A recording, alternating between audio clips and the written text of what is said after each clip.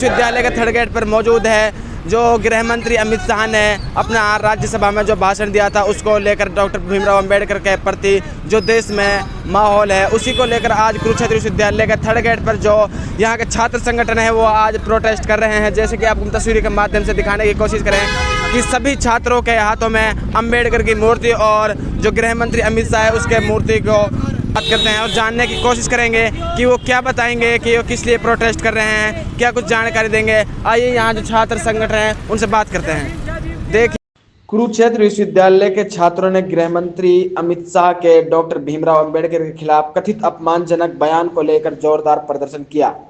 DSO और डासपी के संयुक्त नेतृत्व में छात्रों ने बाबा साहब के स्टैच्यू से थर्ड गेट तक रोड मार्च निकाला। प्रदर्शन के दौरान छात्रों ने जय भीम, अमित शाह मुर्दाबाद और गृह मंत्री माफी मांगो जैसे नारे लगाए। थर्ड गेट पर गृह मंत्री का पुतला भी जलाया गया। प्रदर्शनकारियों ने मांग की है कि अमित शाह संसद में दिए गए अपने बयान को तुरंत वापसी लें और पूरे देश से माफी मांगे। छात्रों ने चेतावनी दी है कि यदि उनकी मांग पूरी नहीं हुई तो वे बड़े आंदोलन की ओर बढ़ने को मजबूर होंगे। इसी मौके पर साहिल बड़सीकरी, संदीप और अंशुल अन्य साथी मौजूद रहे।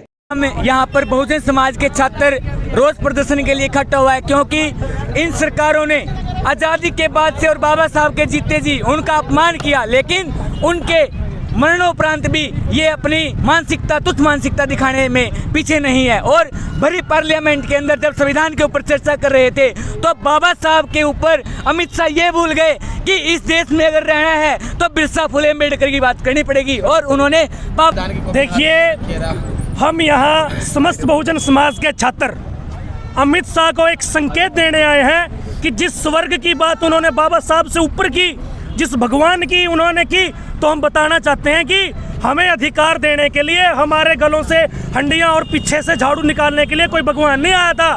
14 अप्रैल 1891 को मध्य प्रदेश के महू में बाबा साहब अम्बेडकर पैदा हुए थे, जिन्होंने हमें वो तमाम अधिकार दिलाए जो एक बहुत बड़े तबके की जमात के अधिकार थे और उनकी व्यक्तिगत स्वतंत्रता थी।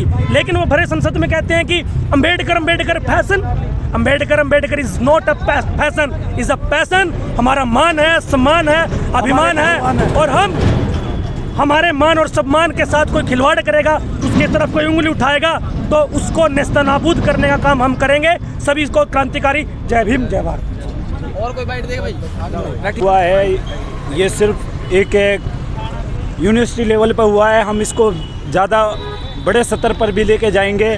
हमारा सत्ताधारी पार्टी से सीधा सीधा ये कहना है या तो वो अपनी कुकर्मों से बाज आ जाए, जो अपशब्द बाबा साहब के बारे में बोले हैं उनके बारे में वो माफ़ी मांगे, वरना हम इस आंदोलन को और बड़े स्तर पर लेके जाएंगे।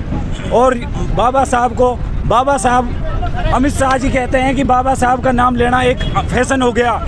बाबा साहब का नाम सिर्फ फैशन नहीं, एक क्रांतिकारी शब्द है। उसने इस देश की महिलाओं को, इस देश के पिछड़े वर्ग के लिए इतना काम किया।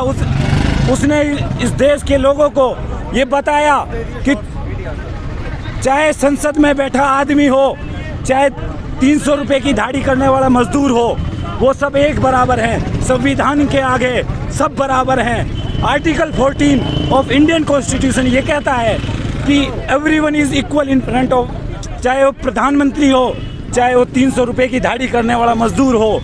कहने का मतलब ये है कि हम बाबा साहब अम्बेडकर के विचारों को, उसके संविधान को बचा कर रखेंगे, हमारी जिम्मेदारी है।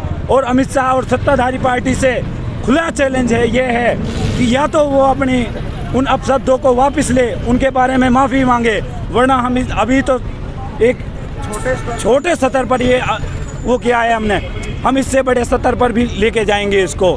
बाबा साहब के बारे में जो अपशब्द कहे हैं अमित शाह को, उनके बारे में माफ़ी मांगनी होगी। जय भीम, जय भारत। सबसे पहले तो सभी को जय भारत, जय संविधान, जय भीम, जय बाबा साहब। पूरा देश जानता है, पूरे देश के लोग जानते हैं कि कैसे देश के गृह मंत्री को बाबा साहब का इस तरह से अपमान करना शोभनीय नहीं है। ऐसे शोभा नहीं देता देश के गृह मंत्री को। और वो इतना समय हो चुका है, लगभग 3 से 4 दिन का समय हो चुका है किस प्रकार से उन्होंने बाबा साहब का अपमान किया था, उसके बावजूद भी उन्होंने अभी तक माफ़ी नहीं मांगी है। भाई किस तरह का घमंड, किस तरह का आपके अंदर जो बाबा साहब के प्रति जो अपमान है अगर आप अगर आपकी इंटेंशन भी नहीं थी और इंटेंशन ना होने के बावजूद भी अगर आप किसी महापुरुष, दूसरी बात रही बात स्वर्ग की, आप स्वर्ग की बात करते हैं। देखो, देश के गृह मंत्री आप स्वर्ग में जाने से कभी नहीं बन सकते। स्वर्ग में जाने से आपको स्वर्ग ही मिलेगा, गृह मंत्रालय कभी नहीं मिलेगा। तो उनको माफ़ी मांगनी चाहिए पूरे देश से और देश के संविधान से माफ़ी मांगनी चाहिए। तो बस यही कहना चाहेंगे सभी संदीप के लिए। जैसे कि आपने आज हमने कुरुक्षेत्र यूनिवर्सिटी के छात्र संगठनों ने इकट्ठा होकर गृह मंत्री अमित शाह जी का पुतला फूंका है, क्योंकि उन्होंने संसद में जो बयान दिया था कि अंबेडकर करने इतना करते अगर राम राम करते या भगवान का नाम लेते तो स्वर्ग मिल जाता।